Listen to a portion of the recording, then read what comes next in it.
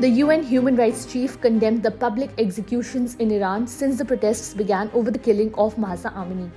The UN Human Rights Chief said that the flurry of death sentences handed down following the outbreak of civil unrest in Iran amount to state-sanctioned killing, with executions being used to strike fear into the population and stamp out dissent.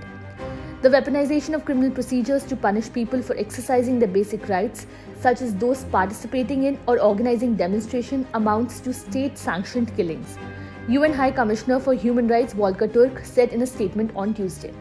On Saturday, that is on 8th January, Iranian authorities ordered the execution of 2 men for allegedly killing a member of the security forces during the nationwide protests, and more have since been sentenced to death.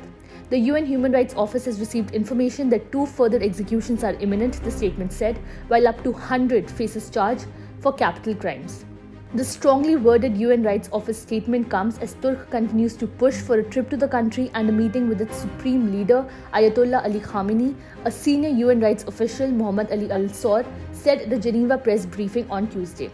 Turk said in a statement that there were numerous violations of due process and fair trial in the cases, including the application of vaguely worded criminal provisions, denial of access to a lawyer of choice, forced confession under torture, and denial of a meaningful right of appeal. The Islamic Republic has been rocked by a wave of protests since Amini's death. The 22-year-old has been arrested for allegedly violating Iran's strict dress code for women. Iranian authorities said that hundreds of people, including members of the security forces, have been killed and thousands arrested in connection with the protests, which they generally describe as riots. Despite months of popular unrest, authorities have signaled an increased crackdown since the start of the year, with police warning that women must wear headscarves even in cars. Iran's judiciary on Tuesday ordered police to firmly punish people who violate the country's hijab law. Courts must sentence the violators as well as fine them to additional penalties such as exile, bans on practicing certain professions, and closing workplaces, the judiciary said in a statement.